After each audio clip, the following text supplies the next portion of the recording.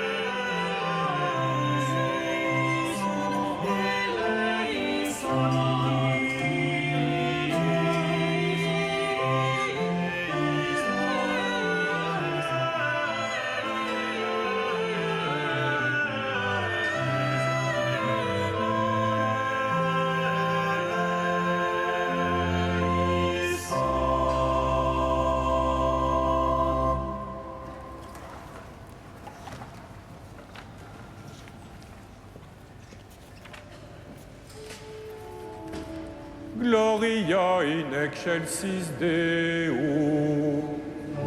Et in terra pax omnibus, bone voluntate. Laudamus te. Benedicimus te. Adoramus te. Glorificamus te. Gratias animus tibi, propter magnam gloriam tua. Domini Deus Rex celestis, Deus Pater omnipotens, Domine, Filii unigenite, Iesu Christe. Domine Deus agnus Dei, Filius Patris, Qui tollis peccata mundi, miserere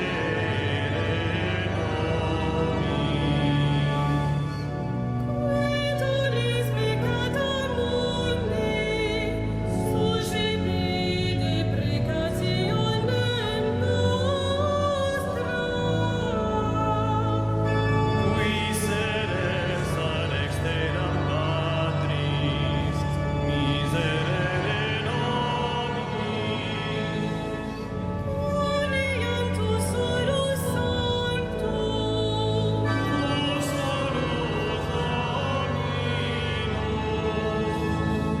tu solus altissimus Iesu Christe. Cum Sancto Spiritu, in gloria Dei Patris.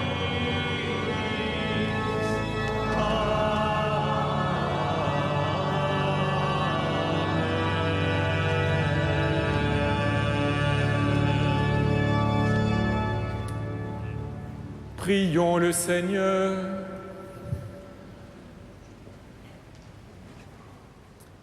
Tu as voulu, Seigneur, que la Sainte Famille nous soit donnée en exemple. Accorde-nous la grâce de pratiquer comme elle les vertus familiales et d'être unis par les liens de ton amour avant de nous retrouver pour l'éternité dans la joie de ta maison.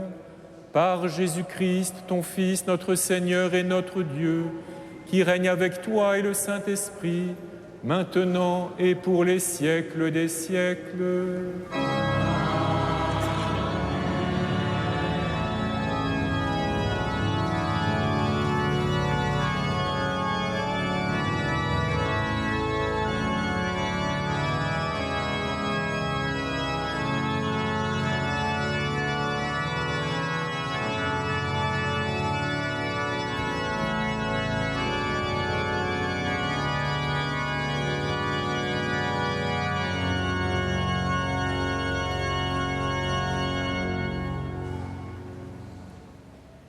Lecture du premier livre de Samuel. Elkana s'unit à Anne, sa femme, et le Seigneur se souvint d'elle. Anne conçut et, le temps venu, elle enfanta un fils. Elle lui donna le nom de Samuel, c'est-à-dire Dieu exauce, car, disait-elle, je l'ai demandé au Seigneur. Elkana, son mari, monta au sanctuaire avec toute sa famille pour offrir au Seigneur le sacrifice annuel et s'acquitter du vœu pour la naissance de l'enfant. Mais Anne n'y monta pas. Elle dit à son mari, « Quand l'enfant sera sevré, je l'emmènerai. Il sera présenté au Seigneur et il restera là pour toujours. » Lorsque Samuel fut sevré, Anne, sa mère, le conduisit à la maison du Seigneur à Silo. L'enfant était encore tout jeune. Anne avait pris avec elle un taureau de 3 ans, un sac de farine et une outre de vin. On offrit le taureau en sacrifice et on amena l'enfant au prêtre Élie. Anne lui dit alors : « Écoute-moi, mon Seigneur, je t'en prie. Aussi vrai que tu es vivant, je suis cette femme qui se tenait ici près de toi pour prier le Seigneur. C'est pour obtenir cet enfant que je priais, et le Seigneur me l'a donné en réponse à ma demande. À mon tour, je le donne au Seigneur pour qu'il en dispose. Il demeurera à la disposition du Seigneur tous les jours de sa vie. » Alors, ils se prosternèrent devant le Seigneur. Parole du Seigneur.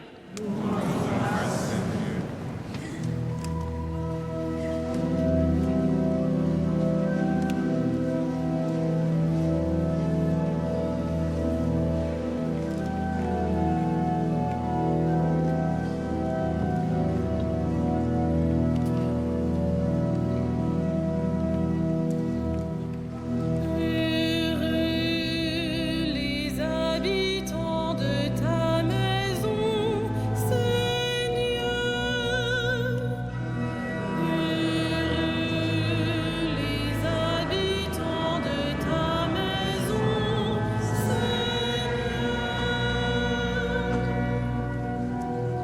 De quel amour sont aimées tes demeures, Seigneur Dieu de l'univers. Mon âme s'épuise à désirer les parvis du Seigneur. Mon cœur et ma chair sont un cri vers le Dieu vivant.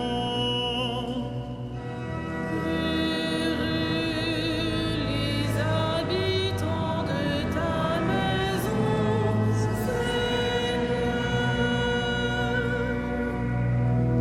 Heureux les habitants de ta maison, ils pourront te chanter encore.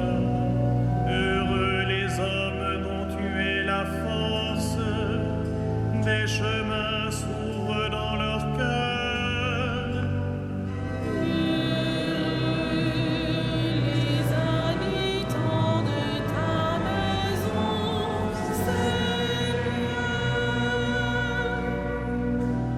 Seigneur, Dieu de l'univers, entends ma prière. Écoute, Dieu de Jacob. Dieu voit notre bouclier. Regarde le visage de ton Messie. les habitants de ta maison,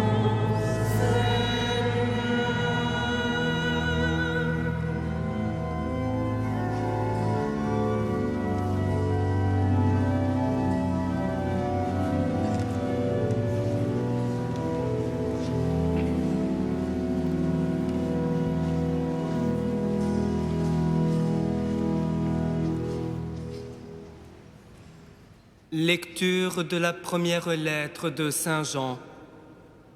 Bien-aimés, voyez quel grand amour nous a donné le Père pour que nous soyons appelés enfants de Dieu. Et nous le sommes. Voici pourquoi le monde ne nous connaît pas. C'est qu'il n'a pas connu Dieu. Bien-aimés, dès maintenant, nous sommes enfants de Dieu. Mais ce que nous serons n'a pas encore été manifesté. Nous le savons, quand cela sera manifesté, nous lui serons semblables, car nous le verrons tel qu'il est. Bien-aimés, si notre cœur ne nous accuse pas, nous avons de l'assurance devant Dieu. Quoi que nous demandions à Dieu, nous le recevons de lui, parce que nous gardons ses commandements et que nous faisons ce qui est agréable à ses yeux. Or, voici son commandement. Mettre notre foi dans le nom de son Fils Jésus-Christ et nous aimer les uns les autres comme il nous l'a commandé. Celui qui garde ses commandements demeure en Dieu et Dieu en lui.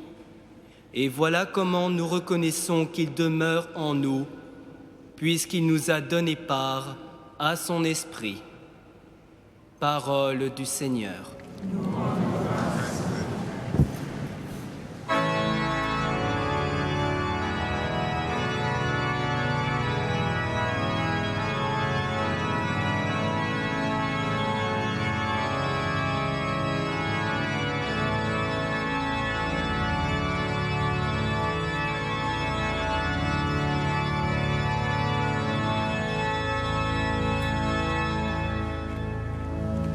Alléluia, Alléluia,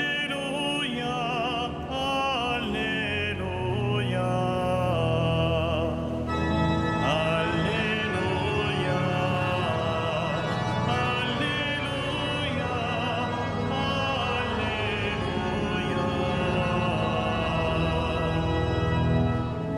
Seigneur, ouvre notre cœur pour nous rendre attentifs aux paroles de ton Fils. Alléluia,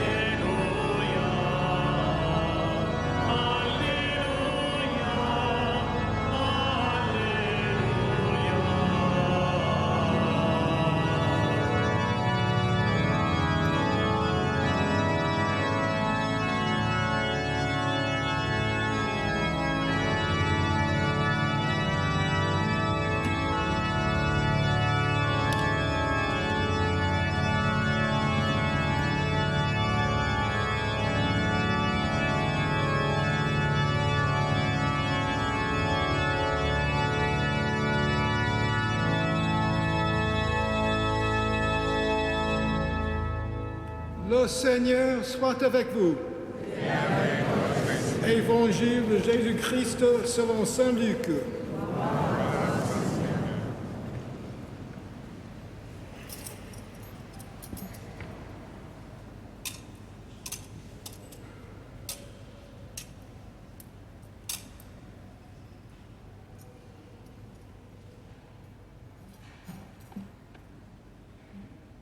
Chaque année, les parents de Jésus se rendaient à Jérusalem pour la fête de la Pâque. Quand il eut 12 ans, ils montèrent en pèlerinage suivant la coutume. À la fin de la fête, comme ils sont retournés, le jeune Jésus resta à Jérusalem à l'insu de ses parents. Pensant qu'il était dans le convoi des pèlerins, ils firent une journée de chemin avant de le chercher parmi leurs parents et connaissances. Ne le trouvant pas, ils retournèrent à Jérusalem en continuant à le chercher. C'est au bout de 3 jours qu'ils le trouvèrent dans le temple, assis au milieu des docteurs de la loi. Il les écoutait et leur posait des questions, et tous ceux qui l'entendaient s'extasiaient sur son intelligence et sur ses réponses. En le voyant, ses parents furent frappés d'étonnement, et sa mère lui dit : « Mon enfant, pourquoi nous as-tu fait cela ? Vois comme ton père et moi, nous avons souffert en te cherchant. » Il leur dit : « Comment se fait-il que vous m'ayez cherché ? Ne saviez-vous pas qu'il me faut être chez mon Père ? Mais ils ne comprirent pas ce qu'il leur disait. Il descendit avec eux pour se rendre à Nazareth, et il leur était soumis. Sa mère gardait dans son cœur tous ces événements. Quant à Jésus, il grandissait en sagesse, en taille et en grâce devant Dieu et devant les hommes. Acclamons la parole de Dieu.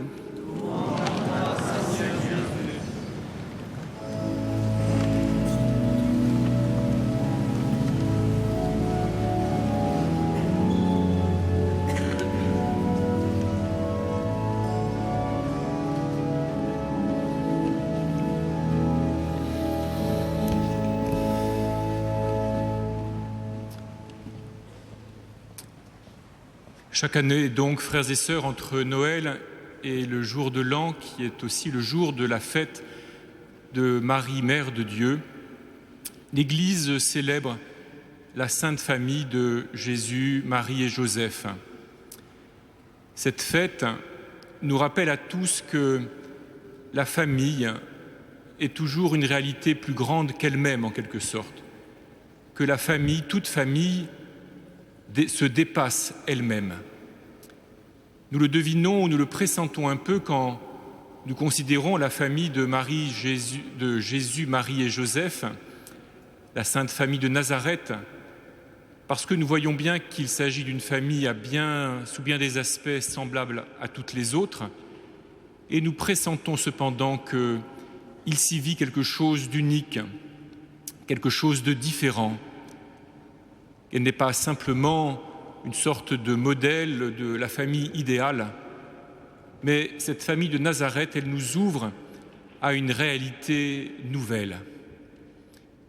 Il y a quelque chose de ce que vivent toutes les familles, et nous l'entendons, nous l'avons entendu dans le récit de cet épisode que nous rapporte saint Luc, de Jésus, donc accompagnant ses parents au temple à l'âge de 12 ans, et comme chaque année, mais cette année-là, restant à leur insu dans le temple au milieu des docteurs.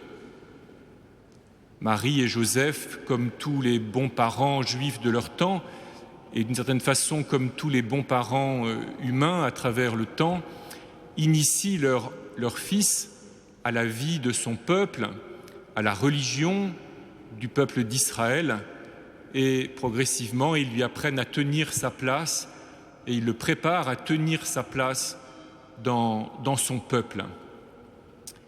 Mais cet épisode donc de Jésus perdu et retrouvé dans le temple au bout de 3 jours, nous le sentons bien, il est comme une brèche où fait irruption quelque chose de nouveau, quelque chose d'inattendu, une profondeur inattendue devant laquelle même Joseph et même Marie se trouvent stupéfaits, ne comprennent pas, ont besoin de temps pour se laisser former à cette nouveauté qui apparaît là.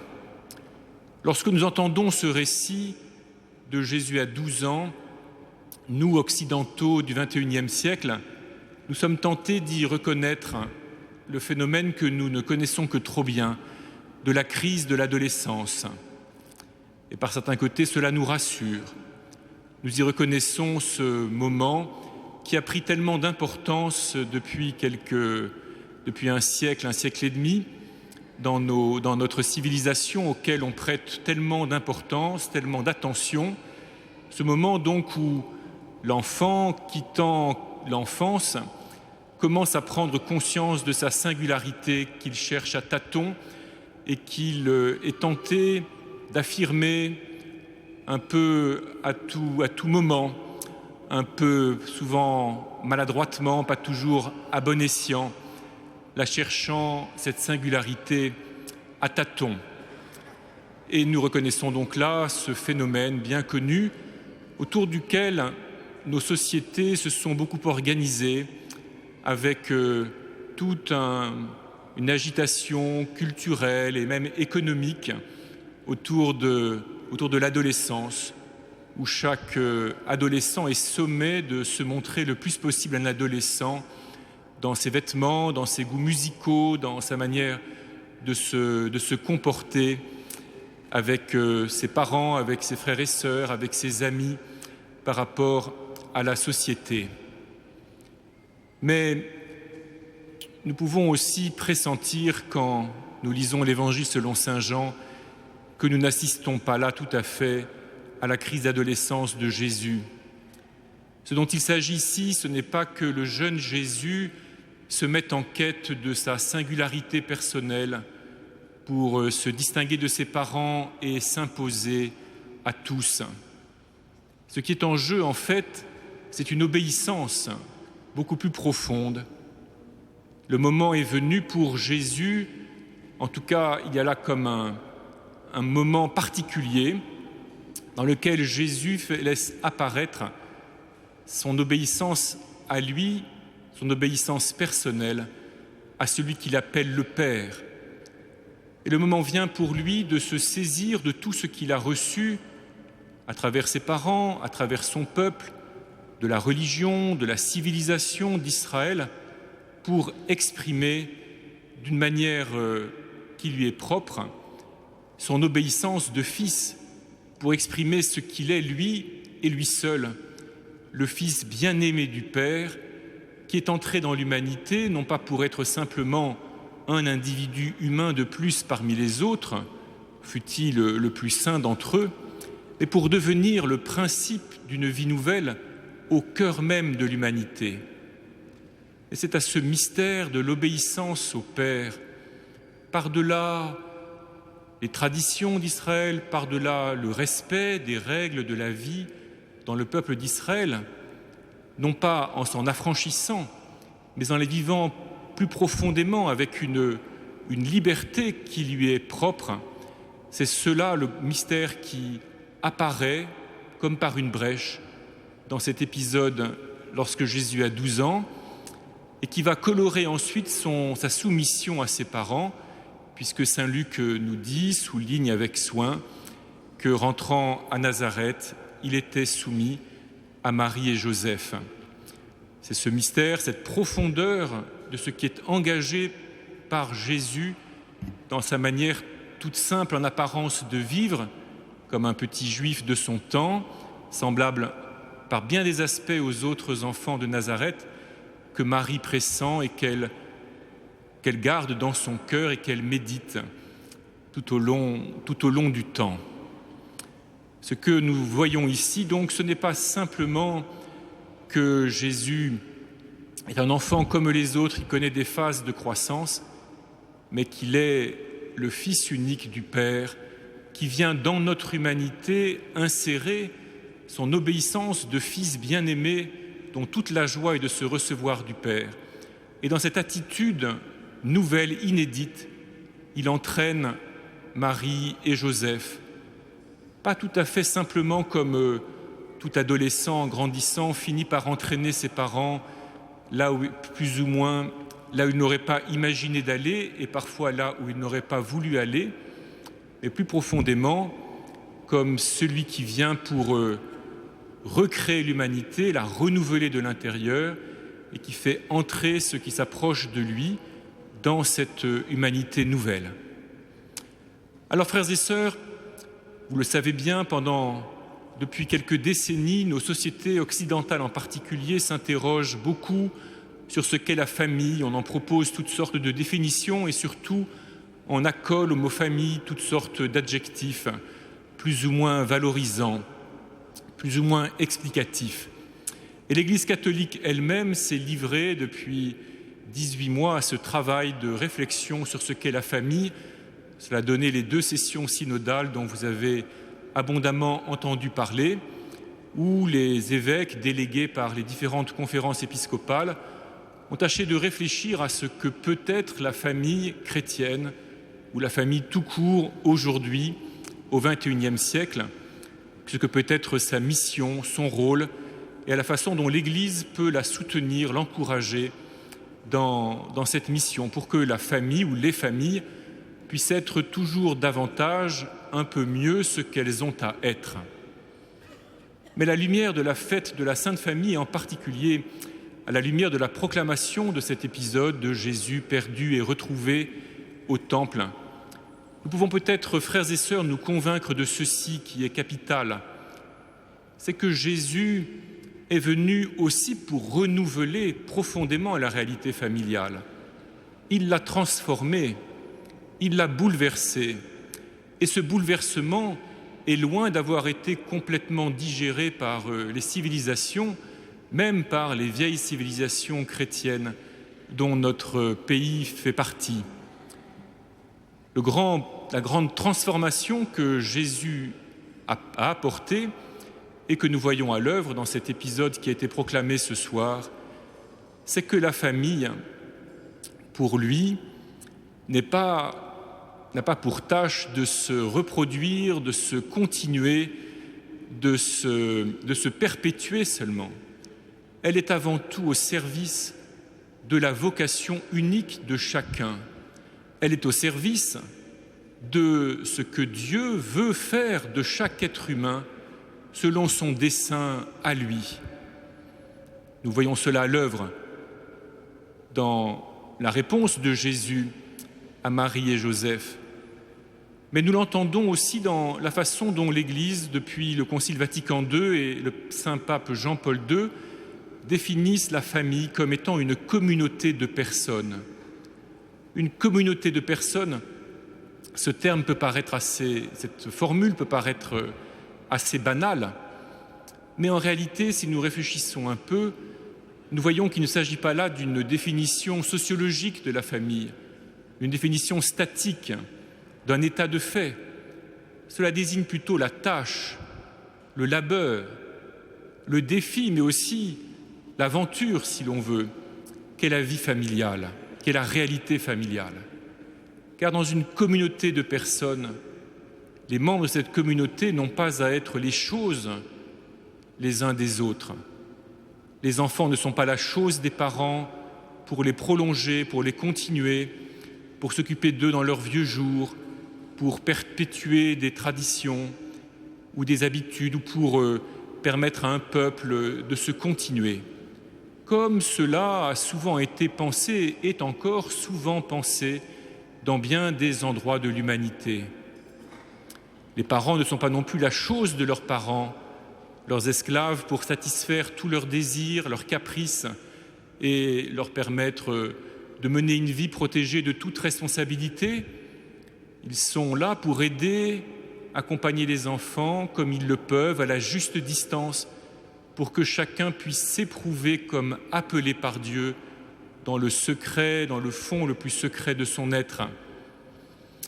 Et ainsi, une communauté de personnes, nous le comprenons, elle ne s'achève pas simplement pendant la minorité des enfants, car tant que les enfants sont mineurs, ils ne sont pas complètement des personnes. Elle suppose une certaine égalité entre les membres de la famille. Et cela nous indique que l'enjeu de la vie familiale ne s'achève pas le jour où l'enfant, ayant terminé ses études, prend son baluchon et va s'installer plus loin, en attendant de fonder lui-même sa propre famille, mais elle se poursuit dans la transformation des relations nécessaires entre les parents et leurs enfants devenus adultes et constituant eux-mêmes leur propre famille, dans la relation des enfants avec leurs parents devenus âgés et ayant besoin de leur attention et parfois de leurs soins, et dans la relation entre les frères et les sœurs, qui n'a pas à s'arrêter lorsque chacun a quitté le nid familial, mais qui peut au contraire se transformer, se renouveler dans une relation entre frères et sœurs adultes, par-delà même la mort, le décès, le départ des parents.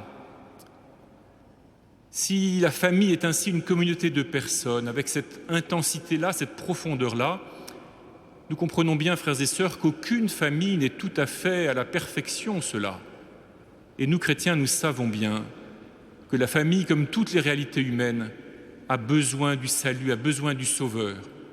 Et c'est notre espérance, précisément, que Jésus, étant entré dans notre humanité, ayant vécu lui-même dans une vie familiale, ayant entraîné ses parents dans une profondeur à laquelle ils étaient préparés par l'histoire d'Israël et par leur sainteté personnelle, mais pour laquelle il fallait tout de même qu'ils franchissent un pas, Nous l'avons entendu dans cet épisode, ils ne comprennent pas ce que Jésus leur dit dans un premier temps, et il faut à Marie ce lent travail de méditation de ce qu'elle a vu et qu'elle conserve dans son cœur.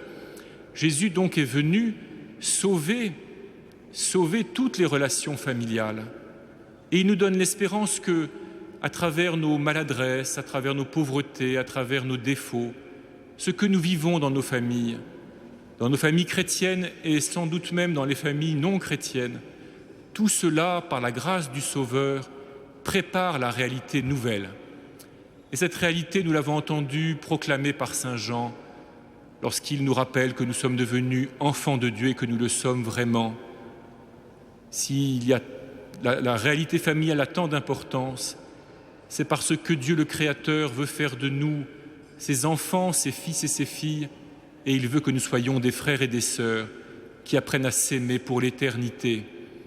Et notre espérance, c'est que par la grâce du Sauveur, parce que le Seigneur Jésus est entré dans notre condition humaine, comme le dit saint Jean, même si notre manière de vivre est toujours approximative, ou en tout cas est souvent approximative, si elle est parfois marquée par des maladresses, dont certaines peuvent être dramatiques ou même tragiques, si elle est marquée par bien des manques, bien des insuffisances, bien des violences, par le drame du péché, n'empêche que le Seigneur Jésus, parce qu'il est au milieu de nous et en nous, nous donne l'espérance que malgré tout, quelque chose, à travers ce que nous essayons de faire, quelque chose se prépare, quelque chose se tisse, quelque chose se noue de cette fraternité universelle dans la charité divine pour l'éternité et de notre apprentissage de la paternité divine et de notre filiation à l'égard de Dieu. Alors, frères et sœurs, puisse cette fête de la Sainte Famille en cette année 2016, année de la miséricorde, nous encourager à nous engager encore plus profondément dans nos relations familiales, que nous soyons enfants à l'égard de nos parents, que nous soyons adolescents ayant à apprendre à respecter nos parents tout en affirmant notre propre singularité, que nous soyons parents ayant à accompagner des enfants dans leur recherche tâtonnante d'eux-mêmes, que nous soyons des frères et des sœurs qui ont à apprendre à s'aimer tout en découvrant que, venus de la même racine, ils sont pourtant tellement différents et parfois ont tellement de raisons de se heurter, de se frotter, de s'opposer, que nous soyons des adultes qui ont à porter des parents âgés ou bien à continuer à renouveler leurs liens entre frères et sœurs. Tout cela, frères et sœurs, nous avons, nous, chrétiens, l'immense espérance qu'il vaut la peine de s'engager dans ces constructions-là. Elles ne dépendent pas de l'État, elles ne dépendent pas de l'économie, elles ne dépendent pas de l'état de la législation, mais elles dépendent avant tout de notre propre engagement et de notre espérance, l'espérance que nous mettons dans le Sauveur Jésus-Christ qui a voulu partager lui-même la condition familiale pour devenir vraiment l'un de nous et nous donner de devenir semblable à lui. C'est notre espérance. Amen.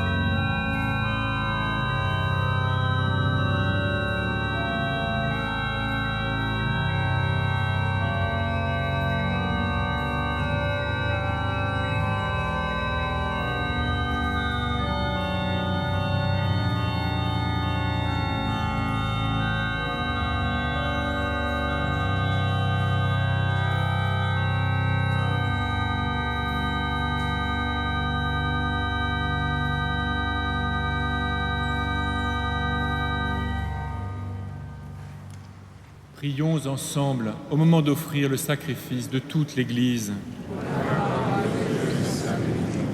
En t'offrant, Seigneur, le sacrifice qui nous réconcilie avec toi, nous te supplions humblement, à la prière de la Vierge Marie, Mère de Dieu, et à la prière de Saint Joseph, affermis nos familles dans ta grâce et la paix, par Jésus, le Christ, notre Seigneur.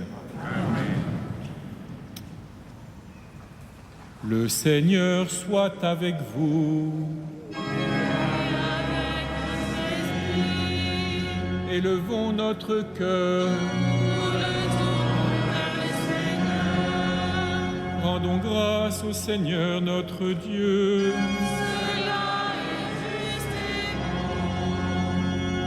Vraiment, il est juste et bon de te rendre gloire, de t'offrir notre action de grâce toujours et en tout lieu.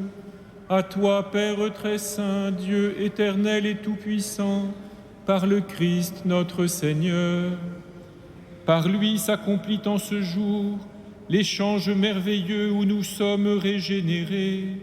Lorsque ton Fils prend la condition de l'homme, la nature humaine en reçoit une incomparable noblesse.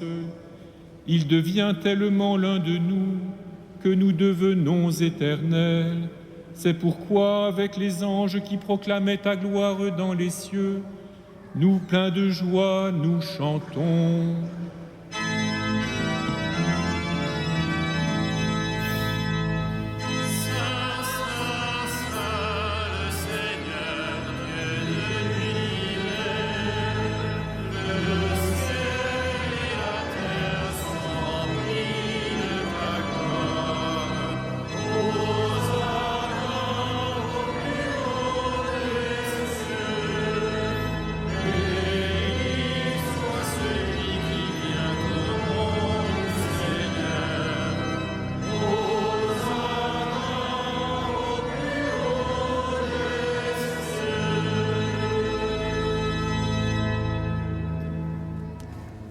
Toi qui es vraiment saint, toi qui es la source de toute sainteté, nous voici rassemblés devant toi et dans la communion de toute l'Église. En ce premier jour de la semaine, nous célébrons le jour très saint où Marie, dans la gloire de sa virginité, enfanta le Sauveur du monde. Par lui, notre Rédempteur et notre Seigneur, Dieu notre Père, nous te prions. Sanctifie ces offrandes en répandant sur elles ton esprit, qu'elles deviennent pour nous le corps et le sang de Jésus, le Christ, notre Seigneur. Au moment d'être livré et d'entrer librement dans sa passion, il prit le pain, il rendit grâce, il le rompit et le donna à ses disciples en disant : Prenez et mangez-en tous, ceci est mon corps livré pour vous.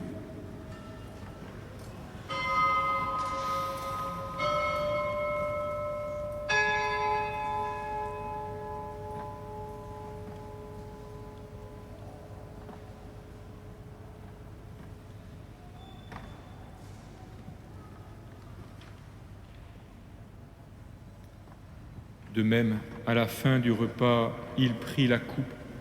De nouveau, il rendit grâce et la donna à ses disciples en disant : Prenez et buvez-en tous, car ceci est la coupe de mon sang, le sang de l'alliance nouvelle et éternelle qui sera versé pour vous et pour la multitude en rémission des péchés. Vous ferez cela en mémoire de moi.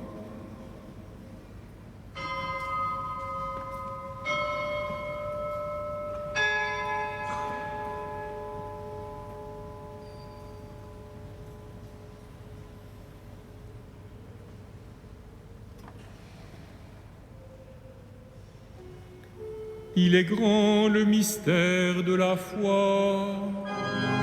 Nous proclamons ta mort, Seigneur Jésus. Nous célébrons ta résurrection. Nous attendons ta venue dans la gloire.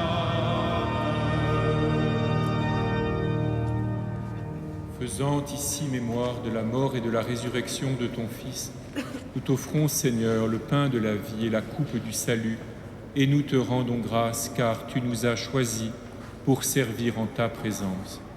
Humblement, nous te demandons qu'en ayant part au corps et au sang du Christ, nous soyons rassemblés par l'Esprit Saint en un seul corps.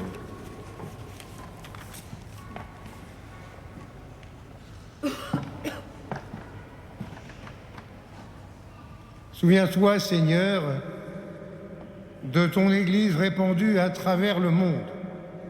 Fais-la grandir dans ta charité avec le pape François, notre évêque André et tous ceux qui ont la charge de ton peuple.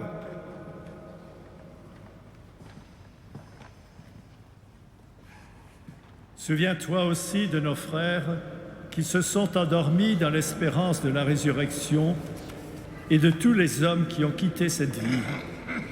Reçois-les dans ta lumière auprès de toi.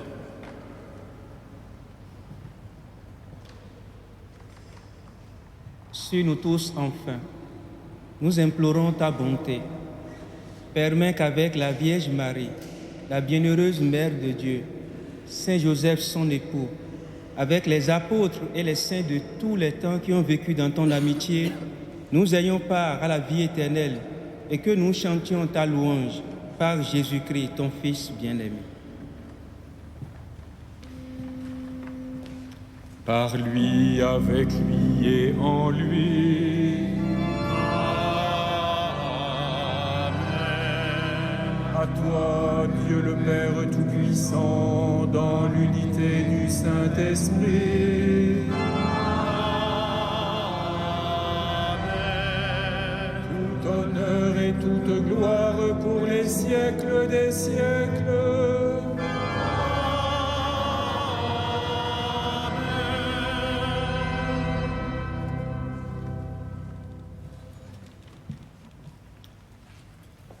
Comme nous l'avons appris du Sauveur, selon son commandement, puisqu'il fait de nous des fils et des filles du Père, nous osons dire « Notre Père, qui es aux cieux, que ton nom soit sanctifié, que ton règne vienne, que ta volonté soit faite sur la terre comme au ciel. Donne-nous aujourd'hui notre pain de ce jour. Pardonne-nous nos offenses, comme nous pardonnons aussi à ceux qui nous ont offensés. Et ne nous soumets pas à la tentation, mais délivre-nous du mal. Délivre-nous de tout mal, Seigneur, et donne la paix à notre temps.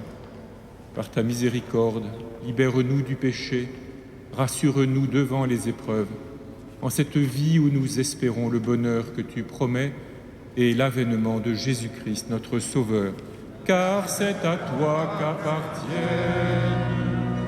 le règne, la puissance et la gloire pour les siècles des siècles.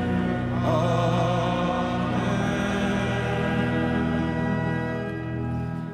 Seigneur Jésus-Christ, tu as dit à tes apôtres, je vous laisse la paix, je vous donne ma paix. Ne regarde pas nos péchés, mais la foi de ton Église. Pour que ta volonté s'accomplisse, donne-lui toujours cette paix et conduis-la vers l'unité parfaite, toi qui règnes pour les siècles des siècles. Amen. Que la paix du Seigneur soit toujours avec vous. Frères et sœurs, dans la charité de Christ, donnez-vous la paix.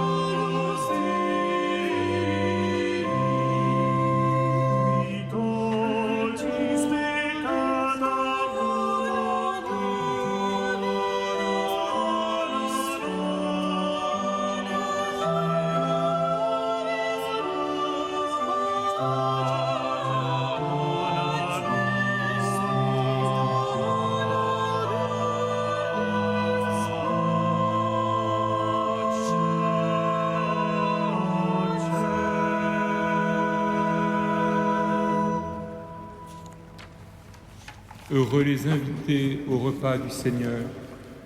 Voici l'agneau de Dieu qui enlève le péché du monde.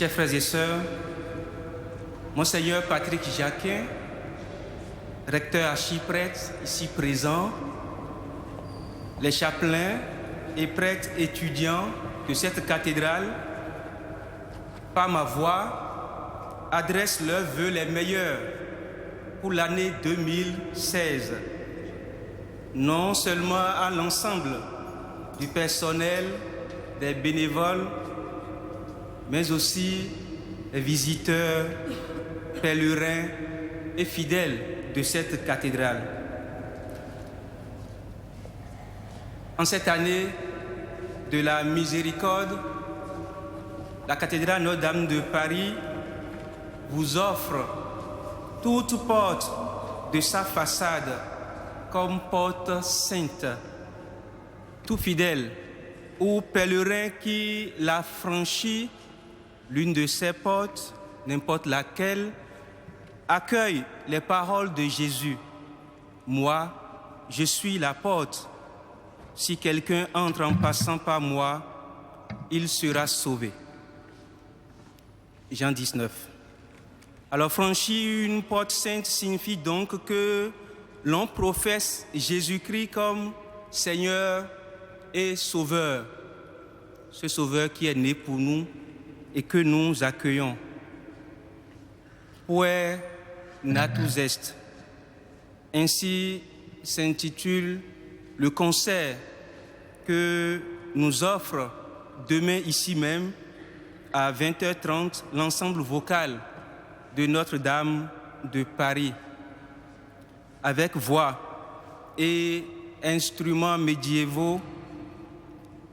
Cet ensemble nous fera découvrir chants grégoriens et musique médiévale pour le temps de Noël. Vous y êtes tous invités. Les billets sont en vente à l'accueil entre 9h30 et 18h et le soir du concert à partir de 20h. Le vendredi prochain est le 1er janvier et c'est la journée mondiale pour la paix. En ce jour qui est un vendredi, il y aura ici à la cathédrale Notre-Dame de Paris la vénération de la couronne d'épines à 15h. Et ce sera suivi de l'ostension de cette même couronne de 18h45 à 19h30. La Sainte Couronne, comme vous le savez, est présentée par les chanoines et gardée par les chevaliers du Saint-Sépulcre. L'ostension de cette couronne a lieu chaque premier vendredi du mois à l'issue de la messe de 18h15 et jusqu'à 19h15. Et le dimanche prochain, nous vous invitons une fois encore, comme nous le ferons jusqu'au dimanche 24 avril, à vous joindre aux bénévoles de l'Ordre de Malte pour servir le petit déjeuner à nos amis, les sans domicile fixe des environs. Nous voulons dire un grand merci ce soir, comme nous le faisons depuis le matin, à M. Jean-Pierre Leguet, qui tient aujourd'hui pour la dernière fois le grand orgue en tant que titulaire. Et il a été nommé titulaire émérite. Et nous aurons donc le privilège de le revoir notamment à l'occasion de concerts. Nous le remercions pour 30 années au service de la liturgie, au service de cette cathédrale, au service de l'Église, au service de Dieu. Nous pourrons lui rendre hommage le dimanche 17 janvier à l'issue de la messe de 18h30. Nous vous invitons à l'ovationner.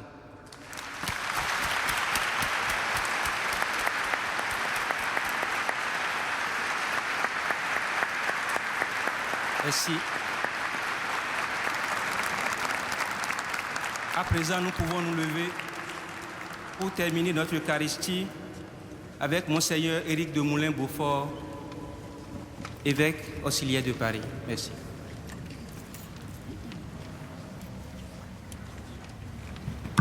Prions. Toi qui nous as fortifiés par cette communion, accorde à nos familles, Père très aimant, la grâce d'imiter la famille de ton Fils et de goûter avec elle, après les difficultés de cette vie, le bonheur sans fin par Jésus le Christ, notre Seigneur.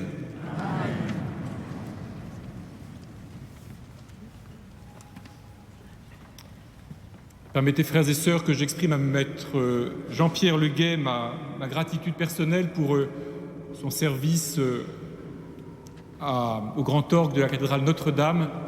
Je n'en ai pas bénéficié depuis 30 ans, mais déjà depuis un certain nombre d'années quand même.